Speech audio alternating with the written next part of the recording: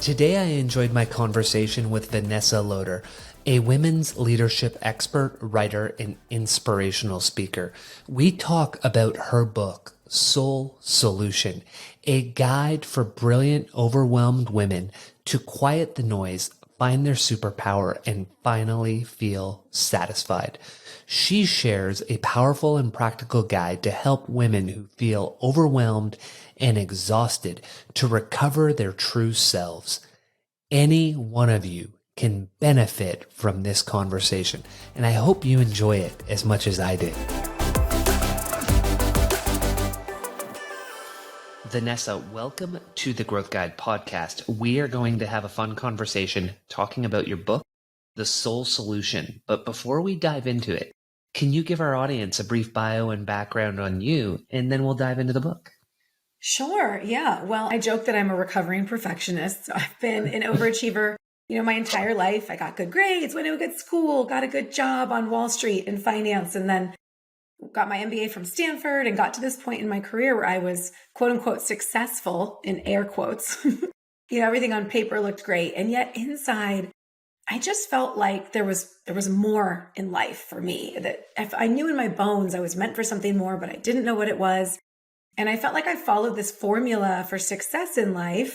Like I just said, get good grades, climb to the top of the ladder, and then realized, crap, I think this is the wrong ladder for me. So I started studying mindfulness, the neuroscience behind behavior change, got trained in hypnosis, past life regression healing, all kinds of things. And I ended up transforming myself so dramatically that I quit my traditional corporate job to start my own business, bringing those tools to other people, particularly to women. So that's what I've been doing for the last 10 plus years. Oh, I love it.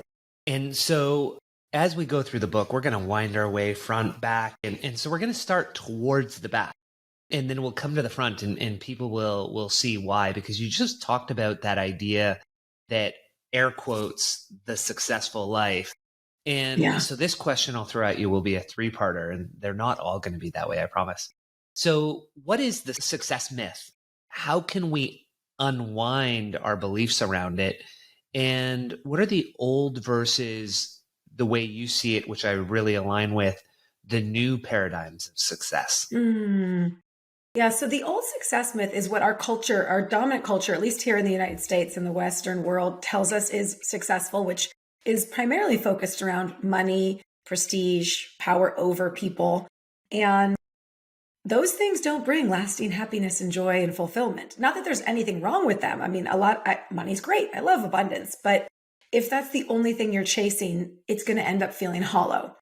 So how does that shift into what you view as the new paradigm of success, which is a much more holistic view?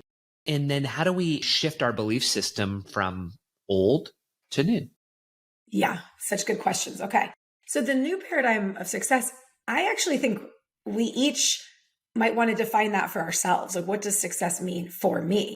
So for example, for me, if I'm spending a lot of time with my kids, if I'm spending time in nature, if I'm moving my body, if I'm pursuing hobbies, if I have a thriving, intimate partnership with my husband, if I have a tremendous impact with my work, if I'm receiving abundant compensation for my work, if I'm helping change the consciousness on the planet, like these are all in my definition of success.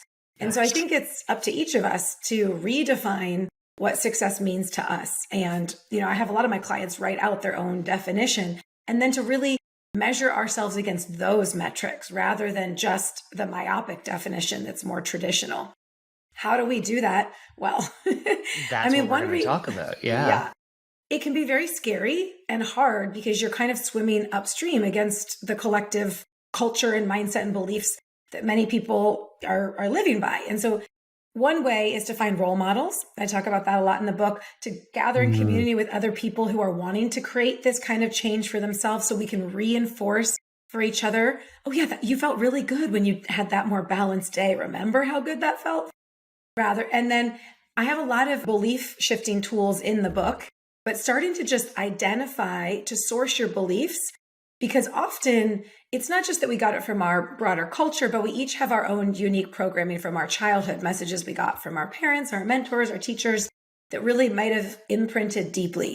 And so when you start to name those and bring them to the surface, then you can work with those unconscious beliefs and shift them. So for example, I had a client who with immigrant parents, and she said, Vanessa, it was like, I can be a doctor, a lawyer, or go into finance. Those are the only three options, and she loved fitness, but she had completely forgotten how much she loved fitness in high school. She had this whole memory that resurfaced doing some of our work where that she remembered how much she had loved it and told her mom about it. Her mom was like, well, you can never make a living out of that, and so it got kind of sublimated. So one thing I recommend is to source your beliefs by just writing out, what does my dad say about success? What does my mom say about success? What did some of my teachers say about success? What does our culture say? Or what does my dad or my mom say about being a working mom or a working dad or whatever the thing is? And once you start to write those on paper, you bring some of the unconscious beliefs that you've been operating under to the surface. And then you can ask yourself, is this something I want to choose to believe going forward? And if not, what is the new belief I want to reprogram my mindset to instead? Oh, I love that. And you reminded me partway through when you were mentioning with immigrant parents early in my relationship, my wife, back then girlfriend, I was a psychology and English major. And she suggested that I should change majors to something that would get me a job. And so before we jumped on the call, you found out I was a CFO. So I did change. I became an accountant, which was totally the opposite. So practical. So practical. And I've spent 25 years being practical. And now as I shift over the next few years to my soul solution, it's very interesting that it's basically going back to psychology and English. So getting back to it, and this is part of what we'll talk about, because when you look at, you bring up the idea of the soul whispers and the energetic breadcrumbs, and we'll dive into those, is we already know deep down inside what we want to do, what we're meant to do, what our purpose is. It's really listening to intuition, and sometimes we can let it sleep for most of our lives. So we're going to share how not to do that. Great. Yeah, it is amazing how often people, it's like a cliche. Well, what did you like to do as a child? And yet when we're so sucked into the routine or like on that hamster wheel of life, we're so out of touch with those original passions that we don't remember them, or we dismiss them, or we think they're insignificant, or we think, well, how am I going to turn that into a career? I used to get all my friends in my basement and I would take like the extra handouts from school and I would make a fake school and I would give them a homework to my friends and they would do it. That's the really weird thing. They would do it. But I remember sometimes I also think we might remember what we liked to do as a child, but then we don't see how that translates into a job that we would love. And so then we don't follow it. So I would think things like, well, I don't want to be a teacher. I don't want to be like a high school teacher. Because for me, teacher was a very narrow box of college, high school, elementary school. I am a teacher now. That's right. I make up classes for my students all the time, the same way I did as a kid. But it's so different than what anything my mind could have anticipated. There was no model of it that I saw that excited me. I had to kind of let it emerge from the inside out. And it's crazy how much it matches what you did love. Yeah. Yes. And what's really cool is like this journey never ends. I mean, I've been 100%. Everything I wrote about in the book, I wrote because I'm nowhere near mastering any of it. I'm just obsessed with the idea of mastering it. And in the last 10 years, even doing this work I love, I've had so many iterations. And then right now I'm stepping into something totally new, which is that I've just realized I want to be like a spiritual comedian, which is so what? And I had a memory that, oh my gosh, when I was a kid, I used to say one of the careers I would want to do is stand-up comedy. And so it's like, and I'd forgotten about that, or I just never thought, because I don't want to be a stand-up comic, but I want to make my writing be a little bit funnier.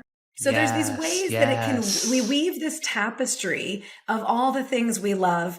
And our mind wants it to be like in a box. It wants it to be understood. It wants it to be something that you can already see in the real world as an example. And that's just not how it works when you're following your soul. It's not even just your mind. Society wants you in a box. Society wants to say, this is Vanessa. This is what Vanessa does. And Vanessa will do this until she dies or retires and then shortly dies.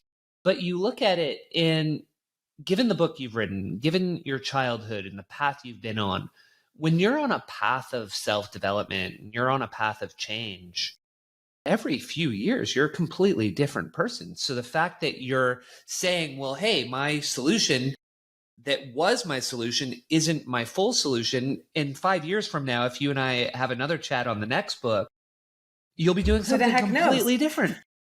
And Yeah. that's fun. Yes. Yeah. And that's why, the book for me, my intention with it was to write a roadmap for people Yes. to come home to themselves again and again and again, and to learn how to trust those impulses, learn how to access them, learn how to, hear them, trust them, act on them, because it really is never ending if you're on a soul centric path, because you're always evolving. And so we'll share a powerful conversation you had with one of your clients and get you to talk a bit about that. And then we'll dive into some of the roadmap ideas that you're talking about. So you had taught your client to pay attention to her emotional cues, her soul whispers, the inner voices that she heard, and her energetic breadcrumbs, those moments she felt energized and alive. And then you asked her, if you were to tune into your heart and your intuition rather than your ego, and I really want to focus on ego because I think for most people, the definition of success is very ego driven, not soul driven. So that's powerful.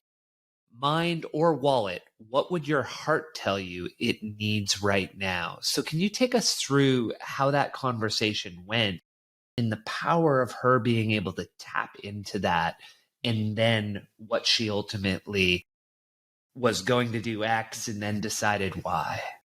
Yeah. I mean, there's so many examples of this that are coming to mind. I'm not sure if you're referencing a specific one from the book, but so the story that I started to tell about the woman in finance with the immigrant parents, when she started to tune into her heart, what she heard was like, I just love fitness and I want to teach other people how to get in really good shape. But then her mind and her ego would come in and go, well, you're not going to turn that into a career, are you? And so she just started giving herself permission to follow those breadcrumbs. And so she started taking all these fitness classes. She got certified as a fitness coach, not thinking she was going to turn it into a business. And then what happened? This is what's so beautiful. The universe will conspire to co-create with you when you start following your heart and your energetic breadcrumbs. So she'd taken all these fitness classes as a coach. She could train other people, but she wasn't doing anything with it. She was just doing it for fun. And then she was changing in the locker room at her office building. She works in finance at this big company. And like 3 other women saw her change and were like, you are so toned. What are you doing? We want to train with you. And so that's how she got her first clients, was through her old job. And from there, she started building a fitness business. Now she has a whole fitness empire. She's a bodybuilder. She's like competing. But I swear, it's the craziest story. She sent me pictures of herself and a picture of her when she's mailing back her computer after her last day of work. And she's like, look at me, it's done. But it all started with just following a little breadcrumb of, oh, I really like fitness and I want to do a lot of it. I want to teach some of it. And that was just listening to her heart. And an important thing that she did there that's really relevant for our listeners is she didn't take the Vikings on the beach, I'm going to burn the boats and I'm going all in on this fitness journey. She kept her job. She got her certification. She started the journey. She had a few clients. And when she felt ready, she made the jump. And oh my gosh, I can't do it because X, Y, Z. Yes. I think that's the other thing that the sort of the lie that the mind or the ego will tell you is like, you can't make that big of a change. How are you going to support yourself? All the, but, all those come up and then they scare us from taking action. And the other thing that you talk about, super relevant for me on even my journey. So I'm a few years away from pivoting away from being a full-time CFO to I'll call it a content creator and coach. And at first, even my wife was a little iffy on this journey. And all family and friends, you get it. You work with people that everyone tells them they can't do it. Are you sure? And then one day she finally said to my parents, she's like, well, the worst that'll happen is he'll go be a CFO somewhere else. Like, it's not like he's unemployable. And so you really highlight that point. What really is the worst case scenario if you take a bet on yourself? Yeah. Yeah. I tell that story in the book of someone who had for years didn't take action because they were so scared of what if it doesn't work out. Da, da, da. And then they took action and moved to a job that they liked more. And everything that could possibly go wrong went wrong. Like the CEO got fired. Their boss was terrible. Like the company was underperforming. I mean, everything went wrong. And my friend was fine. That was what was crazy. He was actually thriving because he was doing work that he was much more happy to be doing. And it was such a good lesson and a reminder in we can future pace to all the worst case scenarios, again, to scare ourselves out of taking the first step. But when you're actually in it and the shit hits the fan, you figure it out. It's not gonna So, and one of the things that has helped me that I was just talking to a client about today, I think this has been magical for me twice now. First, when I quit my career in finance, and actually just a month ago, I did it again, where I made a 6-month commitment, where for 6 months as an experiment, all I'm going to do is follow my heart and my intuition and what really lights me up. And for me, I did quit my job. It made more of a dramatic change before I had the next thing all figured out.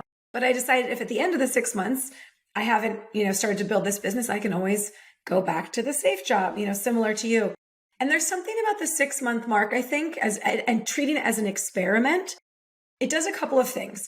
If you only did 1 month or 2 months, the ego would be looking for results really quick. Yeah. But because it's 6 months, the ego kind of calms down because it doesn't expect instant results, but it's not so far away that it feels too scary to the ego. So it's like a good chunk of time where it puts some boundaries around the new behavior that you want to try out that helps your critter brain, your ego, the part of you that's scared about safety and survival. It helps it calm down a little bit to just tell that part, we're just going to do this as an experiment for 6 months. And if it doesn't work, we can always go back to the old, what have you. It's almost like a little sabbatical. The brain's just saying, oh, well, I'm on sabbatical. Yeah. If it doesn't work, I go back to work. Yeah. It's sort of like you're tricking the part of you that can be on high alert, Yeah. So you talked about the fact that you primarily coach women, and something that jumped out is really important to highlight as part of that in our conversation. You had some statistics that were pretty alarming when you said women, particularly in the West, are reaching record levels of burnout. 39% of them report doing most or all of the housework, compared to just 11% of men.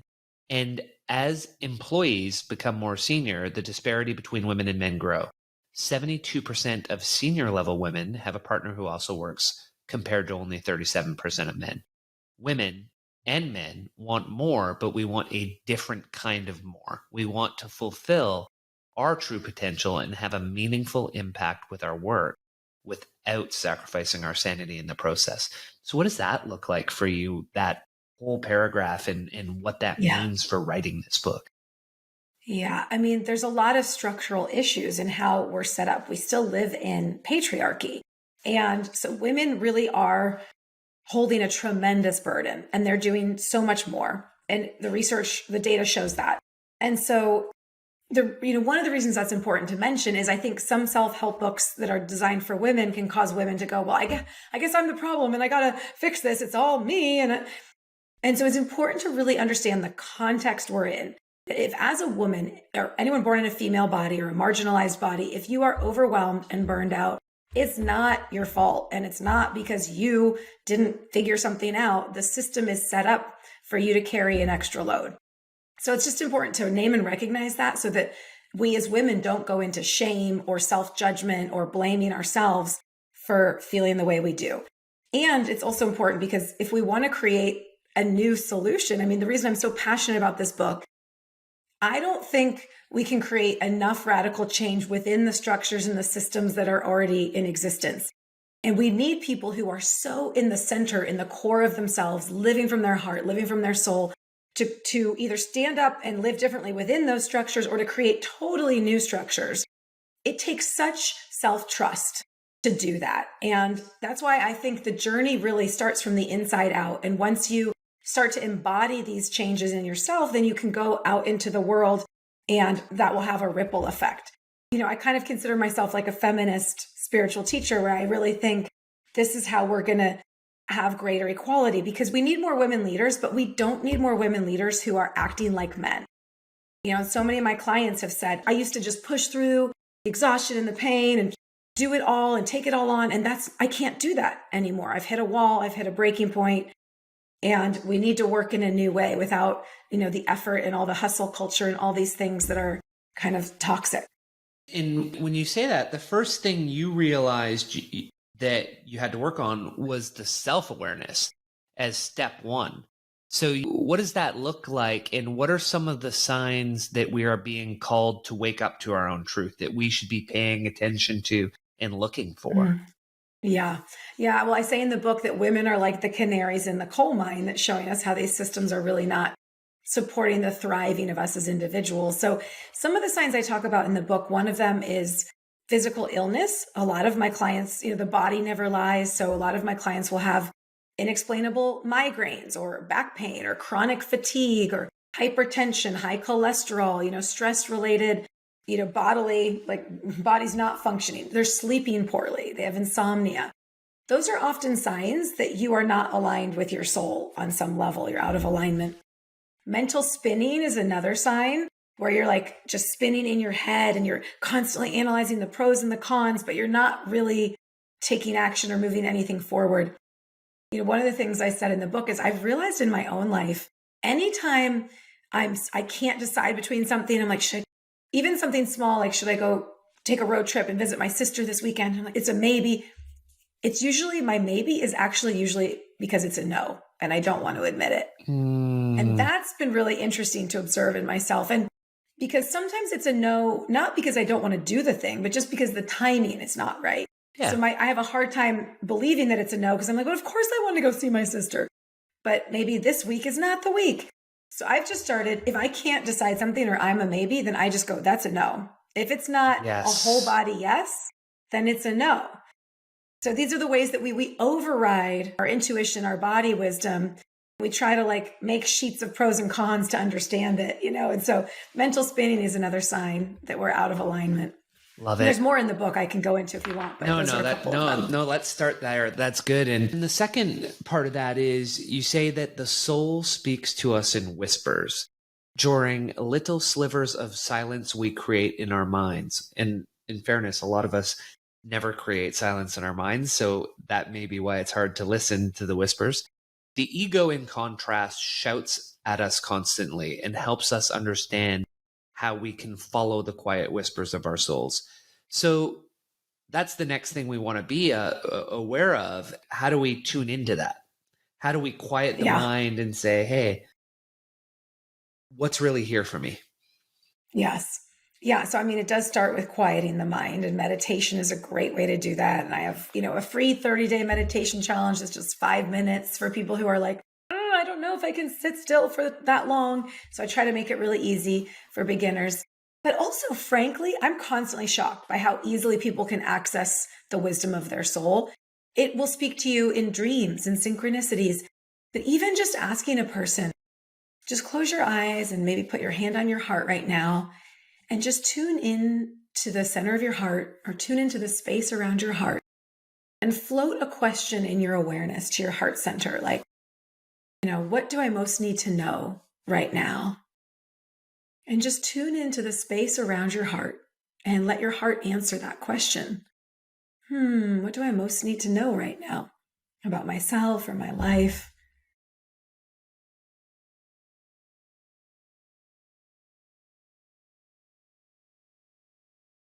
And I'm just curious for you, Clint, when you just float that question into your heart space, what do you hear or sense? My heart was telling me I'm ready.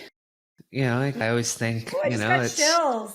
I need more years. I need this, I need that. And it's just like, no, you're ready. You're ready. You are, you're still scared. So I know. And I know that. I think it's close, and there's a level of fear there.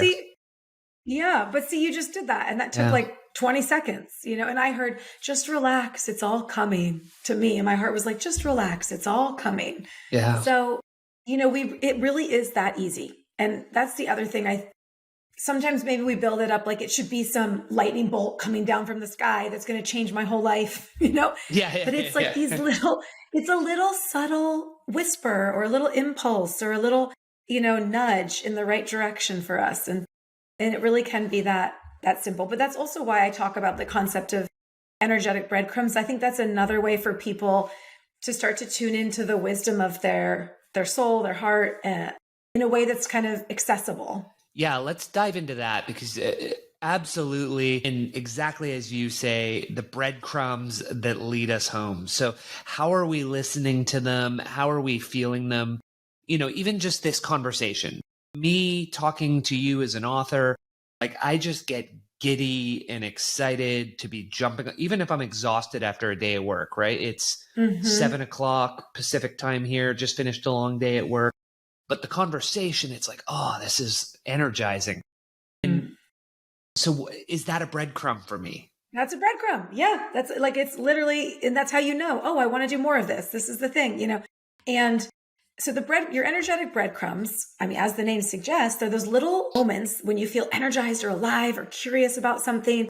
And I call them breadcrumbs because they can seem kind of small or insignificant, especially the ego and the mind will tell you, well, that's trivial, or that's insignificant, or that's weird, or that's random.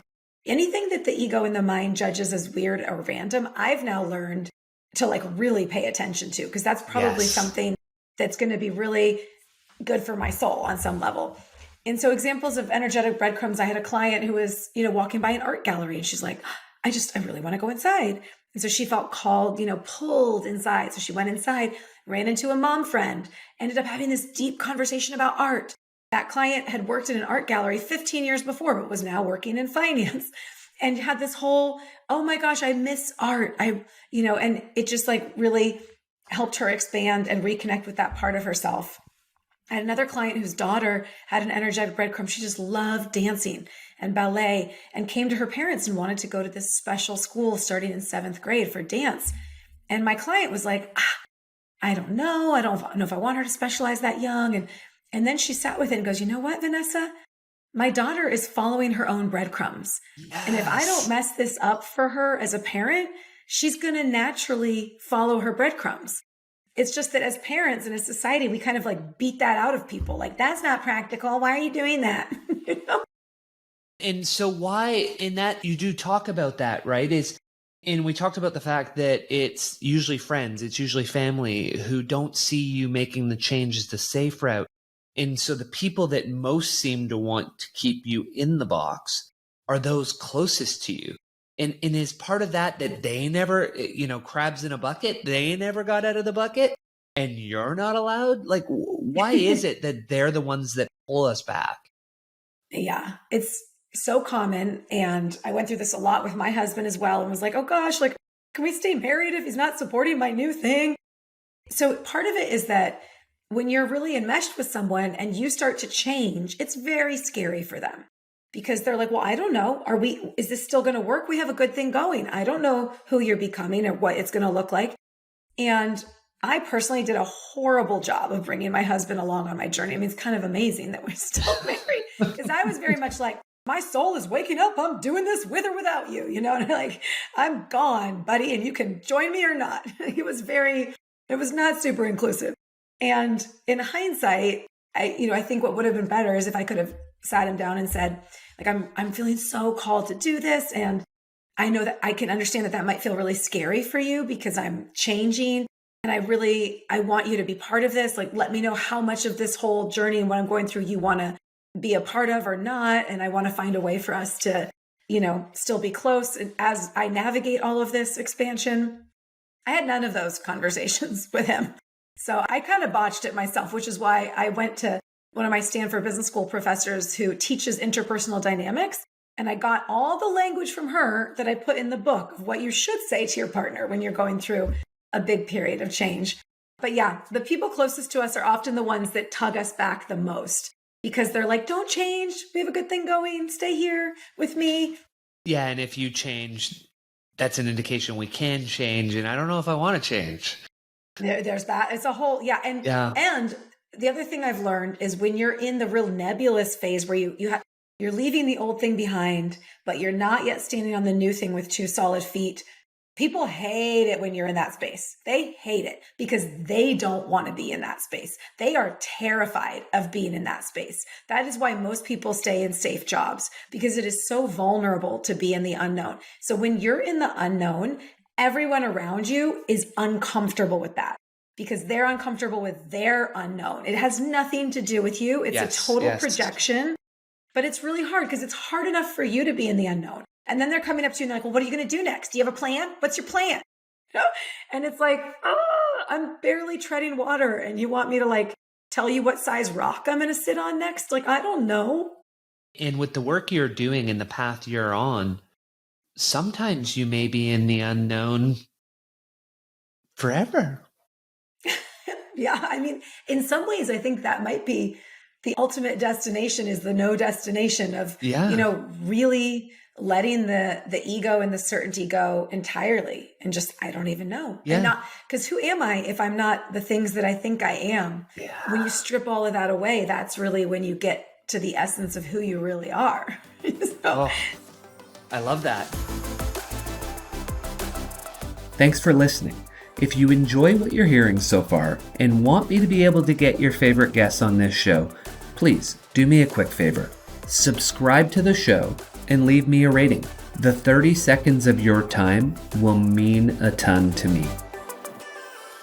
So as you talk about that, you talk about this idea that whether you're searching for meaningful work, recovering from a divorce or a major loss, or wondering what's next, those are the moments of upheaval, and they can be very scary. And a key step in overcoming those fears is gaining clarity on your strengths and unique abilities, so you have something to tether yourself to as you seek the soul solution. So what I wanted to know about that is, what is the importance of playing to our strengths and being in our zone of genius? And for someone who, I don't know what my zone of genius is, I thought it was interesting that you said, well, what is your zone of incompetence and how can you use that to find your zone of genius?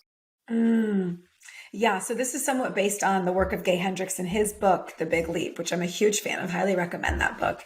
And basically it suggests that we have these 4 quadrants: our zone of incompetence, things we're not good at, don't like; zone of competence, things we're good at, don't like; zone of excellence, things we're very good at, but don't make us feel alive; and then your zone of genius, which is the things that you're really good at and that make you come alive. So for a lot of people, they get stuck in their zone of excellence because they get accolades and praise and material rewards when they do things well, but it doesn't really speak to their soul or make them come alive. And so one of the keys to creating a really deeply satisfying and fulfilling life is to spend as much time as possible in your zone of genius.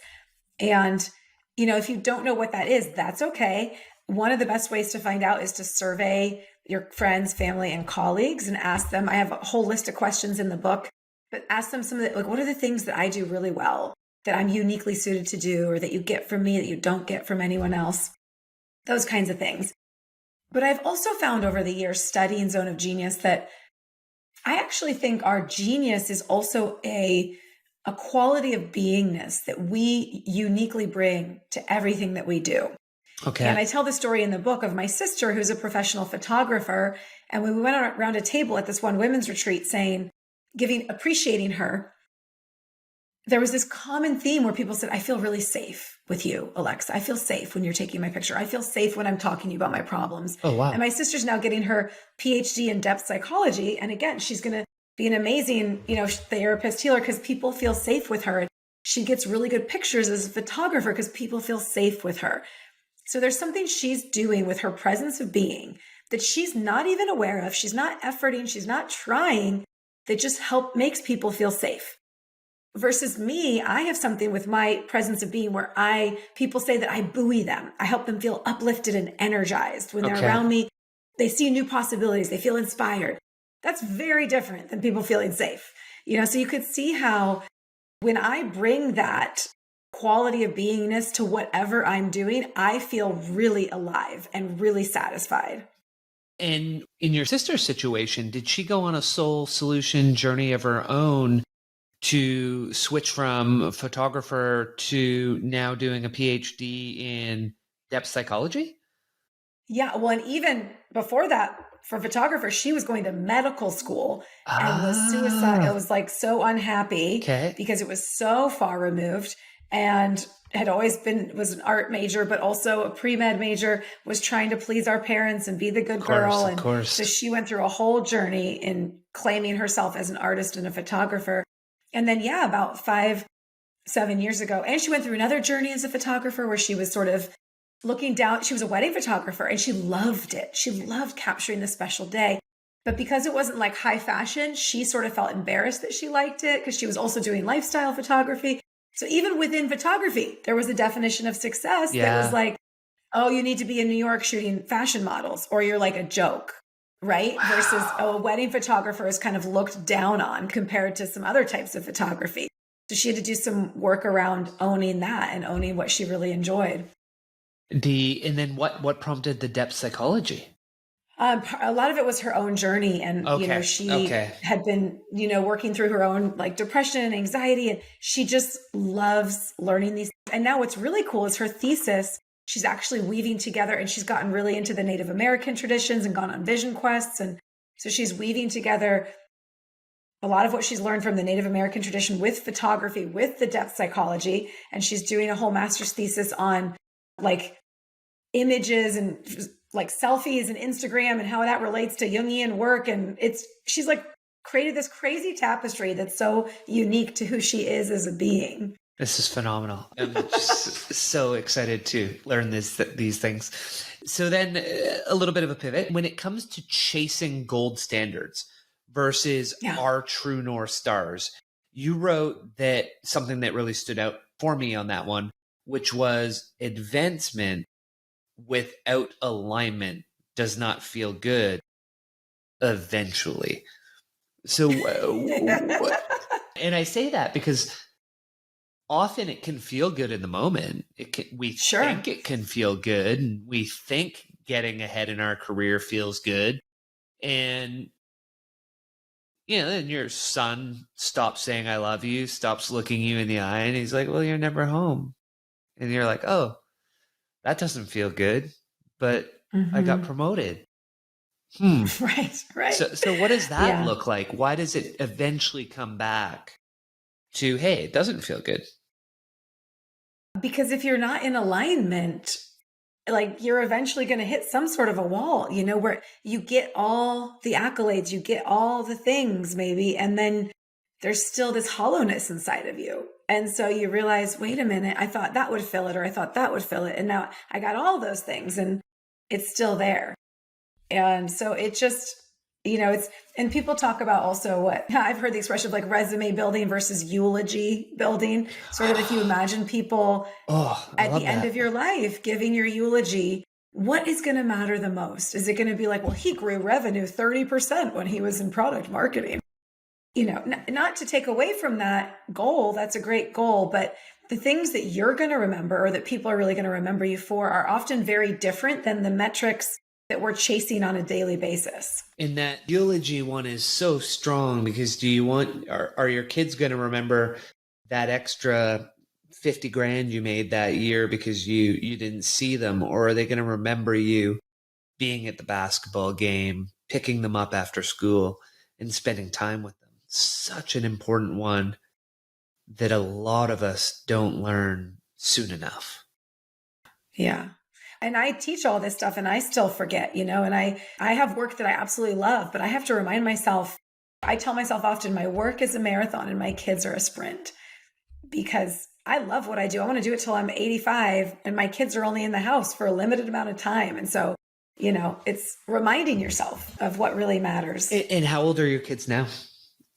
6 and 10. 6 and 10. Yes. And it goes so fast. Mine are 14 and 11. And there's a writer who I read a fair bit online, and he highlighted one of those gosh darn charts that has all the little squares, and it was your time with your kids. Oh, I saw that same chart and I was like, oh, it's so depressing as they get older. Yeah. Only one square out of the entire chart of squares was above the age of 19. And I was like, what? Like, one of them's only 4 years away from that. And it seems like I'll never see him again. Oh, I was traumatized. I was like, I have to end things. I got to see this kid every, and he's like, get lost, Dad. Like, you're already too late. But yeah, stuff like that really puts it in perspective that in the way you said that is your work is a marathon, your kids are a sprint. I love that wording choice. And you think of the North Star. One of the Mm-hmm. things that can get us into a challenge, we talked a fair bit about being in the box. And when you start putting that all together, it makes me think of the example you gave about plant in a pot and how the Mm. pot will determine the size of the plant or the tree. How do you tie that analogy into us and our North Star and the fact that we may need to find a new pot? Get a bigger pot. Yeah. Yeah. So, the gold standards are the things that our culture tells us we should chase. And then your North Star is what's more aligned with your heart and your soul. And often we have put people around us have put us in a box, but we've put ourselves in a box. And really the only one who can take you out of the box is you, so getting a bigger pot is very useful. And one of the things that I think helps the most when you're in that period of like, I want more, but how do I make it happen? I mentioned this a little bit earlier and in the book, but finding role models. So imagine you're a plant in a tiny little pot, but then you see the same kind of plant as you in a bigger pot and its leaves are like spreading out really wide. And you go, oh, wait a minute, that's the same plant as me. Maybe if that one goes bigger in a bigger pot, like I can too. And so finding role models of people who are out there doing some version of the thing that you want to be doing more of and spending time around them, that's a way you start to stretch your mindset. You start to get yourself in a new pot. They say you're the average of the 5 people you spend the most time with. Yes. So, if you want to be fulfilled by your work, how fulfilled by their work are the 5 people you spend the most time with? If you want a thriving romantic partnership, how much are the 5 people you spend the most time with in a thriving romantic partnership? And if the answer is 0 on either of those, well, maybe try to go find some people who are. I mean, my husband and I went through a real rough patch in our marriage a couple of years ago. And I found a friend in the neighborhood who had just what I thought was like one of the best marriages. And I took her out to lunch and we hung out with them as couples and was like, what is your secret? How are you doing it with 2 small kids? You seem really kind to each other. And there's no snarky comments and passive aggressiveness and bickering. Like, how the heck are you doing that? And I picked her brain legitimately. Of course, one thing that didn't help is she's like, well, when we got married and we filled out the surveys with like our pastor or whoever, he said, like, we were the most compatible couple he'd ever seen in 20 years. And I was like, oh, great. I mean, I can't compete with that.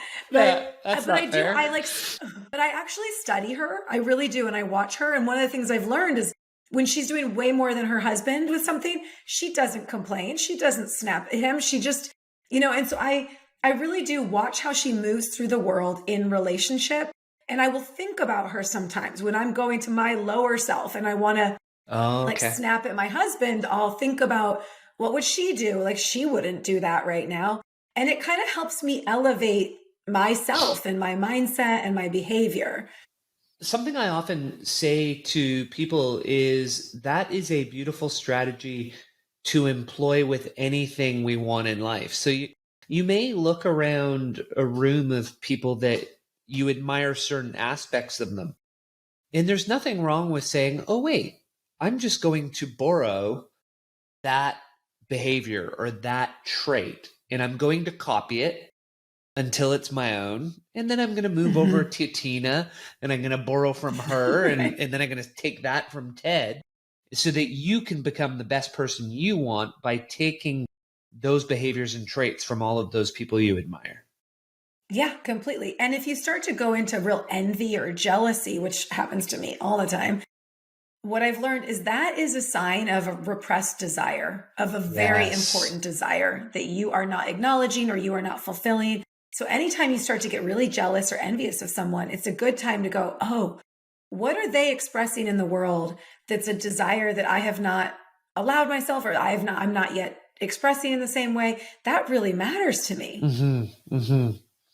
Before we can do that step, we need to focus on the next thing that you talk about, which interestingly, we both use different words for it, but I have on my website, I say, oh, here's the rules for people who want to work with me. And my number 1 rule is own your shit, which ties to your idea of radical responsibility.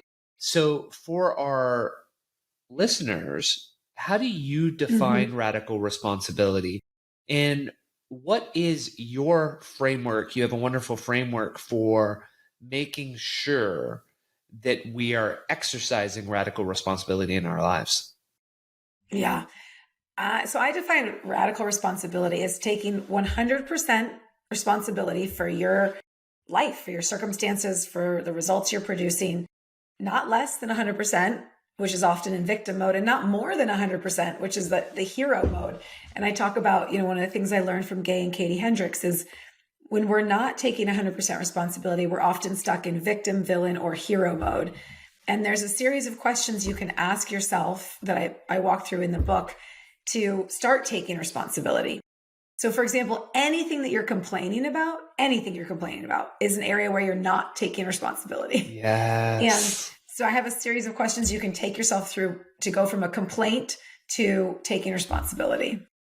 And when you think about a relationship, one of the best lines I ever heard, and this may resonate when you and your husband started to do some work on your relationship, is you may only be 50% responsible for the relationship, but you're 100% responsible for your 50%.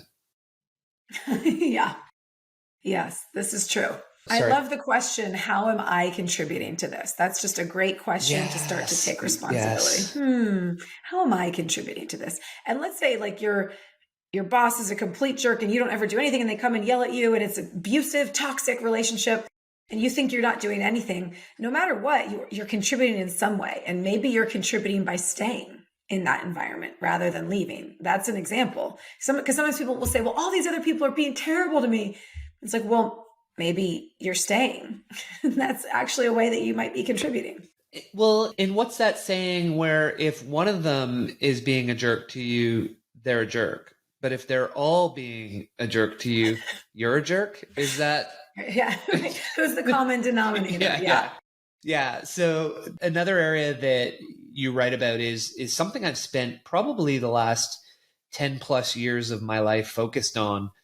When it comes to doing the deep work that you talked about, the journey that I've been on, a lot of it's been about two things. One, increasing the gap between stimulus and response. And then two, making better choices in that gap. And so I thought the formula that you had, which was events plus mindful pause plus healthier response equals better outcomes. Can you talk to the listeners a bit about what you and I, like, who are these two spiritual crazies? What are they talking about? Event, stimulus, response. Right. Can you bring them up to speed on what we're talking about? Sure. So Jack Canfield has that equation in his book, The Success Principles, E plus R equals O. Events plus your response equals your outcome. And you don't have control often over the E, but you always have control over the R, which is your response or your reaction. And that can give you a totally different outcome. And, the way that neuroplasticity works with our mind, like the first time you're in traffic and you get angry, you're building like a new neural pathway in your brain between traffic and anger. As you continue to have that same habitual response, that neural pathway gets strengthened such that it's almost automatic, like traffic, anger. And the response happens so quickly after the event of traffic that it almost doesn't feel like a choice. And what I've learned is if you can create a mindful pause before your response, or even after your third response, but before your 17th response, right? That you can start to shift and have a different outcome. And this can feel like really hard work in the beginning because you are rewiring your brain. It is hard work, but it's also, in my opinion, the most important work because once you do it, it becomes easier and easier. So if the next time you're in traffic, you think of 3 things you're grateful for, or you look around at the sky and you decide to notice something pleasant or beautiful to look at in your environment. I've started doing this on my drives where I'll say, I'm going to see something pleasantly surprising on my drive. And I always notice things that I've never seen before. And it's just a fun game to play. And so as you redirect your attention to more joyful, positive things, you're actually strengthening those neural pathways and making it easier and easier to have those experiences going forward, which is, in my opinion, like the best investment we could make of our attention and our focus, because it literally makes it easier to be happier in the future. Yeah, and the more you can do it, the easier it is to exercise it. At first, it can be very hard, but if you're doing it more often, then you can be calmer and less angry. Now, what do you tell your clients? Let's say it's something I'm working on, but we all inevitably have the miss. And it's like, oh, I snapped at my son or I snapped at my wife. Yeah. Like, how do we hold ourselves with compassion so that we can come back and do it better next time? Yeah. Well, my favorite self-compassion hack comes from Jen Sincero. And what it is you say to yourself, I'm just a little bunny doing my best. And it sounds kind of like the first time I heard it, I was like, that's stupid or that's silly. But then I tried it and it really, really works. And here's why I think it works so well. It pops you into humor. And when you're in humor, you can't be in self-criticism at the same time. And so I use that one all the time because it's one sentence and it's a super quick shift. Yell at my son in the car because he's like not listening. And I'll go, I'm just a little bunny doing my best. Boom. The other quick thing that works really well is imagine like your best friend that they just did whatever you did that you're beating yourself up about. What would you say to your best friend? Sometimes I'll even write it down, what I would say to her, and then read that or say that to yourself, or imagine your best friend saying that to you.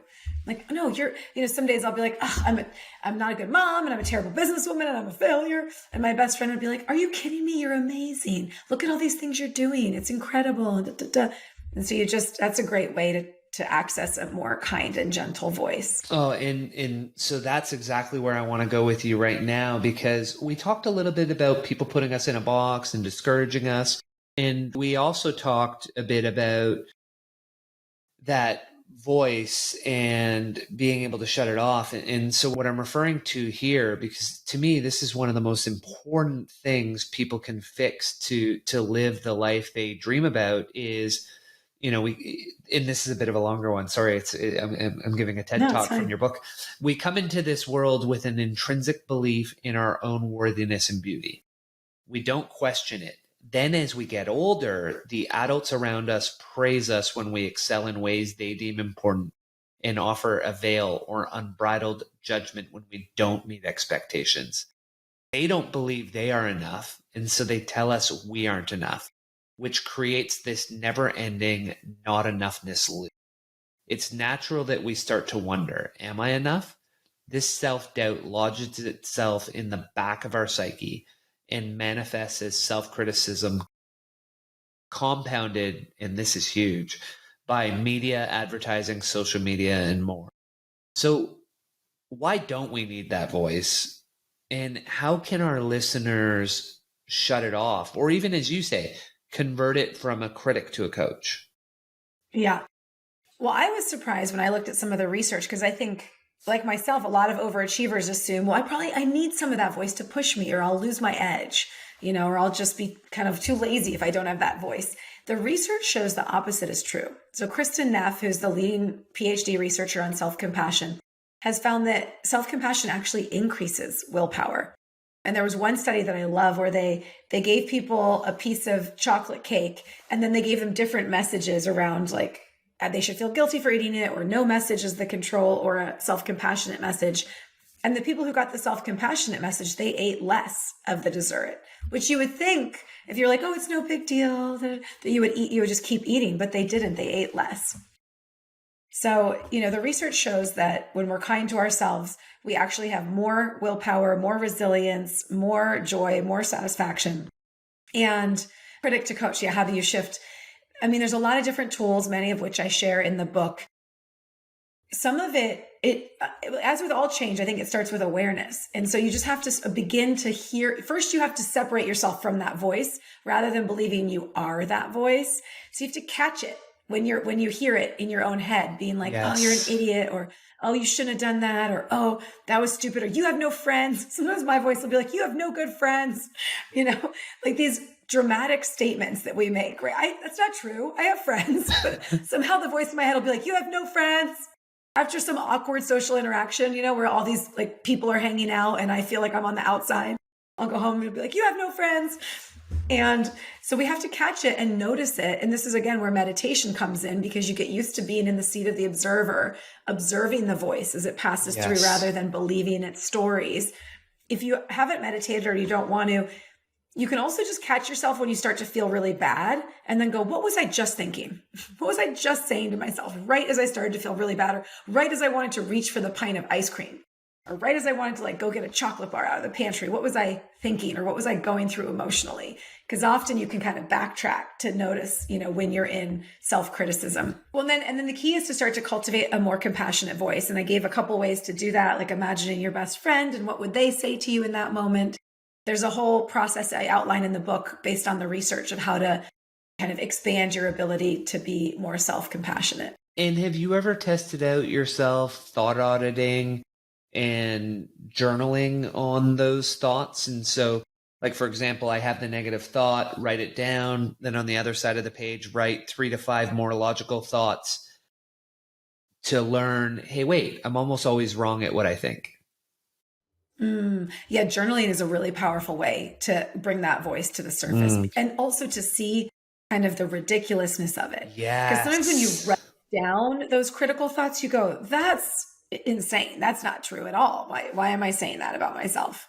There's something about it that makes it more, you see the ridiculousness of it on the page, Absolutely. And when I first started doing it, then I was able to, after a period of time, be like, oh, okay, well, I can do this in my head. I can listen. And then I would start giggling almost out loud because I'd be like, oh, that was so outlandish. Oh, how did that even... That's amazing. But then for you, journaling helped you really get clear on that voice. The paper didn't take long. It was, this happened when I was probably 35, and it was cognitive behavioral therapy. It was a book called Feeling Good, the New Mood Therapy. So I often say it in that section is all I really remember. But I say that book, that book changed my life by far more than it, because it was that book that allowed me to go from my brain or my mind being the master to my mind being a tool. And that was the first 35 years of my life. It's just this spinning mind, ADHD that's just always, and then now it's largely gone. It's, oh, hey, if I want to use it, I use it. And it was just doing that exercise for maybe half a month. Wow. Yeah. And what would you do? Would you write down throughout the day when you noticed the voice, or would you write down at night, or, what was your practice? Anytime it talked to me, I would write down what it said and then write. But how did you even begin to catch it when it was talking to you? You just had the intention to catch it? Yeah, just the intention, right? Because the book's kind of saying, hey, to your point, the book's self-awareness #1. So you're just listening for it. Okay, it just said something. I'm just going to write that down. And then it didn't take long. Similar to meditation, when you're having thoughts. Misconception, listeners, is a lot of you think when we talk about meditation, the idea is to have 0 thoughts. No, it's to be able to bring our attention back, not grasp and dive into the thought. And so that similar concept. And I hadn't started meditating yet, but now that I think about it, it was really that concept of, hey, don't grasp these thoughts, just recognize them, write them down. So teaching yourself that focus part, that awareness part of, oh, I just had a thought, what was it? And then the fun part, Vanessa, was because where a lot of it comes out is you're at work and someone says something to you and you may say to me, oh, my boss just said this. This must be what they meant. And whenever you say this must be what they meant, immediately you realize that person just minded themselves, because that's not what their boss said. Their boss said this sentence. Any meaning thereafter that's being ascribed to that sentence is them. And I don't do it anymore, but because it was new, I would laugh when I caught a crazy monkey mind from my boss and I were going through a hard time at work at the time. And so he would have a lot of crazy monkey mind statements, and I would just start to chuckle because I'm like, oh, he just made that up. That's not at all what the person on the other side of the shop meant, or it's just our mind telling us.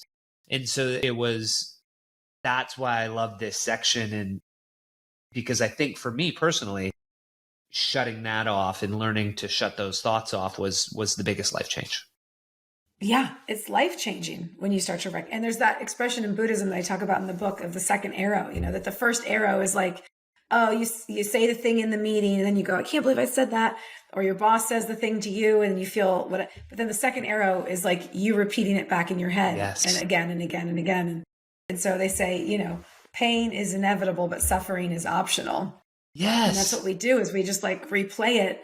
I joke in the book, but I'm kind of serious. I think I'm shooting between 17 and 37 arrows. I don't think it's 2. No, I don't, no. Like sometimes it's I don't catch myself until the 39th arrow, and then I'm like, oh, wait. Oh, I feel really bad. Oh, what have I been saying to myself now that I'm on arrow 39? And I'm like, oh, what just happened? Yeah, I got to let this go. And sometimes it's hard, right? It's like a simple example. Our youngest son came in this weekend and said his brother threw him down on the basketball court. And we just pull up the Nest camera and we're like, you pulled a Lionel Messi, like you dove, like there was no throwdown. but now he's committed, right? He's committed. He's like, no, that's what I told myself. So for the next hour, he just cried and kept trying to get us to, I don't know, ground his brother. Like, it's like, no, well, we just watched the video. He didn't do anything. Right. Now we have the technology to even check and confirm that your story is actually not in fact true. Oh, I am telling you, as your kids get older, those cameras are magical. Like, put them in every room. It's like, I did not have the remote control that went missing. Well, let us just rewind the video because we know it went missing the day we went on vacation. And hey, it looks like it's in your hand. Come look at the video. This is right before we leave the house. And he's like, oh, I did have it. So anyway, busted. Anyway, you can have fun with that.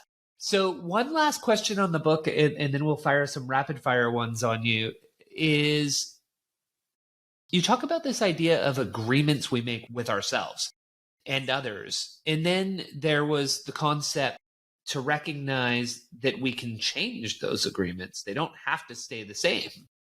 But what must be honored is having clear agreements and upholding them. But that doesn't preclude us from updating what's no longer working. And what matters most is that we are in integrity with ourselves. So what does that look like for people? And like, how do they get in trouble with that? And how can they get a little more free by recognizing that? Yeah. I mean, often we don't want to disappoint other people. And so we lie to ourselves to make them happy.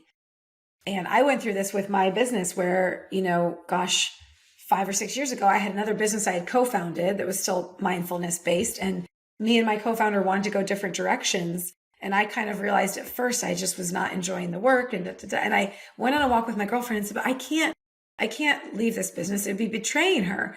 And my friend said, but Vanessa, you're betraying yourself. And if you're betraying yourself, you're betraying her because you're lying to her.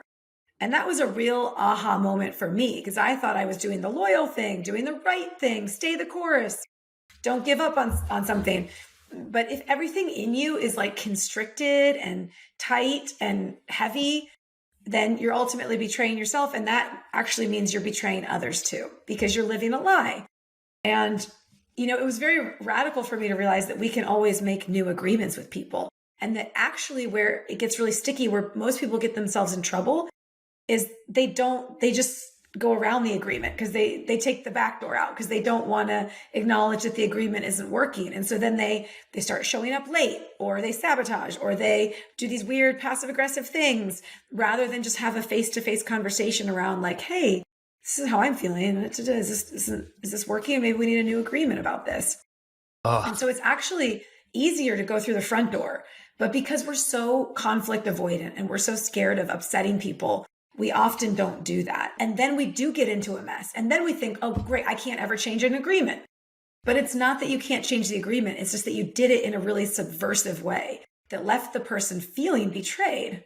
And that's so, if you take the workplace as an example and you're having a situation on the team and you never bring all the cards out into the open and say, hey, here's what's happening. Here's the issue. Here's what we haven't done about it that we could have. Here's what we should do or what we will do. Like really having that fierce conversation and just here's the brutal facts. let's talk about it. Let's all get on the same page.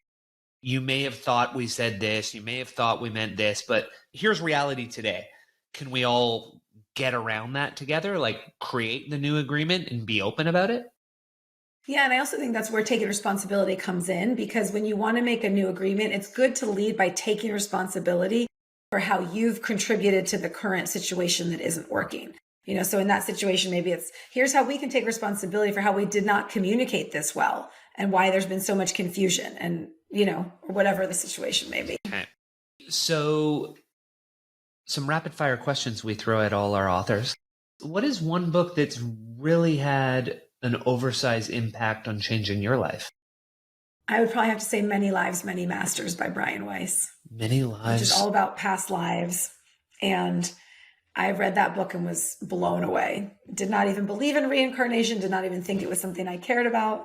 And it really radically changed my worldview.